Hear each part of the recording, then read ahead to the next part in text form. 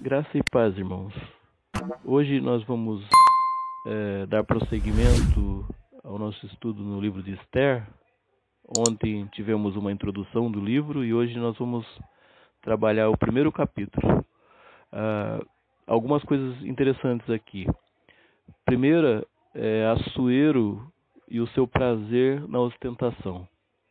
E um outro ponto que chama a atenção é Vasti, a rainha, a repercussão e as consequências da sua postura em relação ao rei Assuero.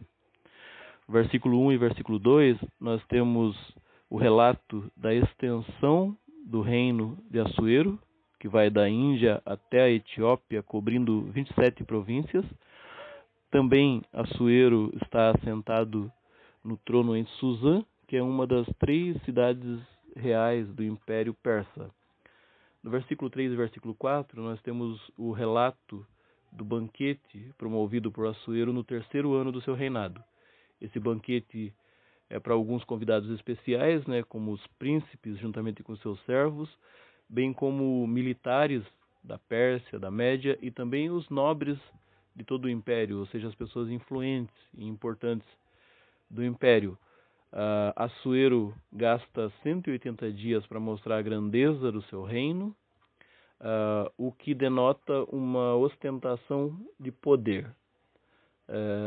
Versículo 5 até o versículo 8, nós vemos que Assuero dá uma festa agora para todo o povo, no pátio do jardim, do palácio. Essa festa é caracterizada pela suntuosidade das instalações. Os aposentos são muito bem instalados e também decorados, o que há de melhor em matéria de conforto e beleza e requinte está lá nessa festa promovida por Assuero, além da fartura de comida, de bebida, servidas no que havia de melhor em matéria de utensílios, talheres, copos e taças, o que é uma ostentação de riqueza, de luxo, de requinte, como eu já disse. Enquanto isso, no versículo 9, nós temos o relato de que Vasti está promovendo um banquete também em outra casa para com as mulheres dos príncipes. Versículos 10 e versículo 11, nós vemos Assuero querendo culminar toda essa exibição de poder, de riqueza, de beleza e até de uma pretensa generosidade, com a exibição de um troféu, vamos dizer assim. Ele quer apresentar àqueles príncipes, aqueles nobres, a bela mulher que ele tem. E ele manda que busquem Vasti para que se apresente entre eles, só que a Vasti se recusa, como nós podemos ver lá no versículo 12, gerando a ira do rei e frustrando aqui a exibição ou a ostentação do poder de conquista de Assuero. Ele queria que aquelas pessoas sentissem inveja dele, porque além de ele ser um rei com um império imenso, de promover uma festa com o que há de melhor, ele ainda, além de tudo isso, era casado com uma mulher extremamente bonita. Só que Vasti se recusa. Aquela atitude gera uma consulta ali, a instalação de um conselho, como nós podemos ver do versículo 13 até o versículo 15, e desse conselho surge uma resolução, como descrito do versículo 16 até o versículo 20, quando Mamucan faz uma observação e uma sugestão, como nós podemos ver no versículo 19 e versículo 20, que diz assim: se bem parecer ao rei, promulgue de sua parte um edito real e que se inscreva nas leis dos persas e dos medos, e não se revogue, que Vasti não entre jamais na presença do rei Assuero, e o rei dê o reino dela a outra que seja melhor do que ela. Quando for ouvido o mandado que o rei decretar em todo o seu reino, vasto que é, todas as mulheres darão honra ao seu marido, tanto ao mais importante quanto ao menos importante. O que o Mamucan disse foi o seguinte: olha, a Vasti ofendeu o Senhor, desrespeitou os príncipes, ela fez uma desfeita. Agora imagine o Senhor se as outras princesas do império ouvem isso e que o Senhor não fez nada. Qual vai ser a desordem? Todo mundo vai achar que pode desonrar os maridos, que pode desrespeitar. Então ele sugere que o rei faça um decreto ali para se precaver das eventuais desonras das esposas aos príncipes do império. E Assuero aceita a sugestão de Mamucan, versículos 21 e 22, nós vemos que ele sanciona essa lei e envia essa lei em cartas às províncias do império, não é? Para que todo mundo saiba as consequências de eventuais rebeldias de esposas contra os seus maridos, principalmente os príncipes, né? E para concluirmos aqui, irmãos, algumas coisas que nós podemos aprender com esse texto. Primeiro, em relação a Assuero, nós percebemos que Assuero tem um caráter megalomaníaco e narcisista. Megalomaníaco é aquela pessoa que tem mania de grandeza, né? Tudo tem que ser grande, visível, tem que ser perceptível, não existe discrição por parte do megalomaníaco. Você quer fazer uma coisinha ali para os amigos, não, tem que ser uma festona, e tudo tem que ser visto e fotografado e tem que ser grande.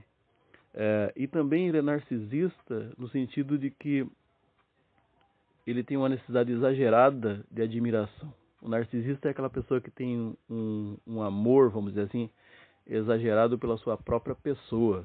E com isso ele quer que o mundo todo o admire, que tudo gire em torno dele. Né? Vem de Narciso, que é um personagem da mitologia grega, que era arrogante, pretensioso, snob, e que um dia viu a sua imagem refletida na água e se achou tão lindo e tão maravilhoso que se apaixonou por si mesmo e não conseguia mais sair dali e morreu afogado. Então, o narcisista é essa pessoa que é imerso em si mesmo, é uma pessoa ensimesmada. E o narcisista, ele geralmente é utilitarista, né? A psicologia explica isso.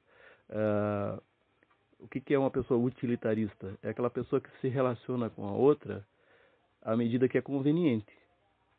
Né? E as pessoas às vezes entram em relacionamentos com gente que é narcisista. E nós corremos o risco de sermos narcisistas também. E o narcisista, ele age da seguinte maneira: ele primeiro lisonjeia, ele faz com que você se sinta extremamente importante e amada, amado. Você fica realmente maravilhado com a maneira que é tratado e com o prazer que ele ou ela possa te dar e tudo mais. E depois que você está bem envolvido, o narcisista começa a gerar na pessoa, na sua vítima, frustrações. Então, são desprezos, ele começa a gerar uma insegurança. E o narcisista, como ele geralmente é muito inteligente, ele também faz com que a vítima se sinta culpada pelo que está acontecendo. Por exemplo, mulher casada com um homem narcisista. O homem vai e adultera. Ela descobre. O narcisista faz com que aquela mulher muitas vezes venha a acreditar que a culpa do que está acontecendo é dela. E não é ele que é mau caráter. É ela que está falhando com a sua capacidade de ser uma esposa. Né? Homens envolvidos com mulheres narcisistas. Quando começa essa fase do desprezo, da insegurança, às vezes os caras são levados a situações ridículas, de endividamento e de tudo mais, porque a mulher o leva a acreditar que ele não a agrada mais como agradava antigamente, que ele está falhando em ser um marido, em ser um namorado amoroso, e com isso ele começa a fazer coisas além da sua capacidade para querer agradá-la. E passada essa fase do desprezo, vem a última, que é o tiro de misericórdia, que é o descarte. Depois que o narcisista viu que você já está inseguro, um dos prazeres do narcisista é saber que alguém está sofrendo por causa dele. Então ele descarta porque ele gosta da ideia de que alguém depende tanto dele ou dela a ponto de achar que não consegue mais viver sem ela. Então o narcisista saber que uma pessoa está sofrendo por causa dele faz muito bem para o ego do narcisista. E um outro ponto aqui que a gente vê que é bem característico em Assuero é que o narcisista ele não aceita ser contrariado, porque ele acha que o mundo tem que girar em torno das suas vontades, todo mundo tem que admirá-lo, e se a pessoa não faz a sua vontade e não admira, a pessoa tem alguma coisa de errado. E isso gera no narcisista um ódio. Então aqui nós vemos algo, irmãos, que fica meio evidente, vamos dizer assim, no caráter de Assuero. Mas outra pessoa que chamou a atenção é Vasti. Vasti, ela tem uma postura, não se sabe porquê, né? Ela estava num outro banquete, de repente ela pode ter bebido além da conta, e aquilo deu a ela uma coragem que talvez ela não tivesse até aquele momento. Mas é fato que Vasti, ela tem uma postura de alguém que é um ser humano e não um objeto. Todos que estão ali estão condicionados, menos Vasti. Os príncipes estão ali tentando agradar o rei da melhor maneira possível. Os servos não têm a opção de não agradar o rei, porque afinal de contas são servos e qualquer desobediência pode trazer consequências ruins. No entanto, Vasti, talvez pela primeira vez na vida, tem uma postura de alguém que fala: olha, eu não vou ser exibida como um troféu. Eu não sou uma coisa, eu sou um ser humano. Não é? E algo que nós aprendemos também com esse contexto de Assuero, de Vasti, de tantas outras pessoas que estão ali, e até mesmo nos nossos dias, é que o mundo ele não oferece prazer, luxo e fama de graça. A Vasti, provavelmente até aquele momento, tinha a vida que talvez muitas mulheres gostariam de ter. Luxo, riqueza, reconhecimento, só que ela era tida como um troféu, como alguém que a hora que o rei precisa, apresenta para os seus príncipes como um objeto belo que ele tem e que ele conquistou. E isso custa o preço dela abrir mão da sua condição de ser humano, que tem posição, que tem opinião, que tem sensibilidade, que tem gostos próprios. Então é algo que nós devemos refletir para a nossa vida. Tem coisas que muitas vezes nós queremos, buscamos, almejamos, relações que nós entramos, onde nós vamos ter o prazer, o luxo, de repente a popularidade que a gente tanto quer, mas no entanto a gente vai abrir mão da nossa humanidade. Algo que nós podemos aprender aqui, primeiro, do ponto de vista de Assuero, nós não podemos usar as pessoas. Irmãos, a gente olha para o narcisista como sempre sendo o outro, mas será que nós muitas vezes não temos relações utilitaristas também, onde a gente se aproxima das pessoas à medida que estar com elas nos traz algum benefício? Às vezes até ministerial, até na igreja você se aproxima do músico bom, você se aproxima do pastor que é reconhecido, mas não quer ter relacionamento ou estar próximo do diácono, de alguém que não aparece tanto assim, e que não traz evidência na vida da igreja. Então, o primeiro ponto que nós temos que aprender a analisar os nossos corações, se por acaso nós não somos utilitaristas muitas vezes. E um outro ponto, nós não podemos deixar, irmãos, que carência, conforto ou até mesmo popularidade nos transformem em meros objetos. Nós não podemos abrir mão da nossa humanidade. Lá no Salmo 139 tem algo bem interessante sobre a questão do que é ser um humano, alguém criado de maneira especial pelo próprio Deus. Salmo 139 diz assim, versículos 13 ao 16. Ele diz: pois tu formaste o meu interior, tu me teceste no seio da minha mãe. Graças te dou, visto que por modo assombrosamente maravilhoso me formaste. As tuas obras são admiráveis, e a minha alma o sabe muito bem. Os meus ossos não te foram encobertos, quando no oculto fui formado e entretecido nas profundezas da terra. Os teus olhos me viram a substância ainda informe, e no teu livro foram escritos todos os dias, todos os meus dias, cada um deles escrito e determinado, quando nenhum deles havia ainda. Deus nos fez de modo único, especial, maravilhoso. No entanto, às vezes a gente pega essa coisa maravilhosa que é o fato de sermos indivíduos, né? Homens e mulheres feitos de maneira única e especial por parte de Deus, e a gente transforma isso na possibilidade de sermos objetos na mão de uma pessoa, não é? Quando a gente entra num relacionamento abusivo, na mão de uma organização, quando por causa de status e de reconhecimento você vende a sua alma, vamos dizer assim, para um chefe, para uma empresa,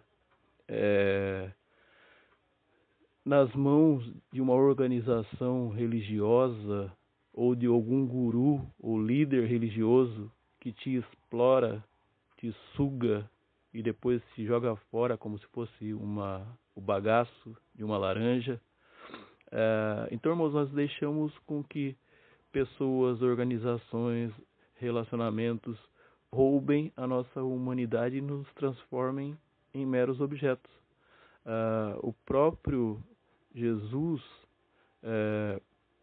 ele fala a respeito disso. Olha, de que adianta o homem ganhar o mundo todo e perder a sua alma? Perder a alma aqui não é necessariamente ir para o inferno depois que morrer. Perder a alma aqui é você deixar de ser aquele que é humano na plenitude, aquele que é a imagem e semelhança de Deus, que em Cristo Jesus é chamado à liberdade, né, de ter uma vida de amor a si e ao próximo, a Deus e ao próximo como a si mesmo. Né? E é por isso que Jesus lá em João 10, ele diz, olha, o inimigo vem para roubar, matar, destruir. Eu vim para que vocês tenham vida e a tenham em abundância. A vida abundante que Cristo tem para nós, ela inclui servir, mas nunca, jamais coisificar-se. Servir, sim. Se tornar um mero objeto na mão de quem quer que seja, na mão de uma organização, na mão de uma pessoa, jamais. Irmãos, que Deus nos abençoe, que o Espírito Santo trabalhe em nosso coração a ponto de nós não sermos nem assuero,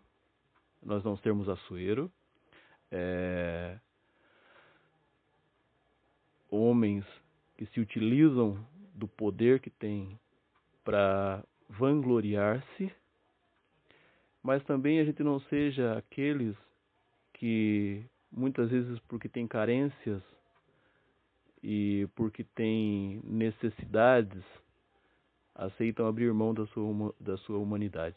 Que a gente possa não ter que precisar um dia chegar ao fundo do poço ou chegar ao fundo da entrega a um vício para poder gritar que não é um troféu, que não é um objeto na mão de quem quer que seja. Não é? Não adianta nada por conta de riqueza, conforto, se entregar a um relacionamento que não é amoroso. Não é? Que Deus nos abençoe e nos guie em sabedoria dentro do propósito de sermos o humano na plenitude para a qual Deus nos criou e nos recriou em Cristo Jesus. Amém.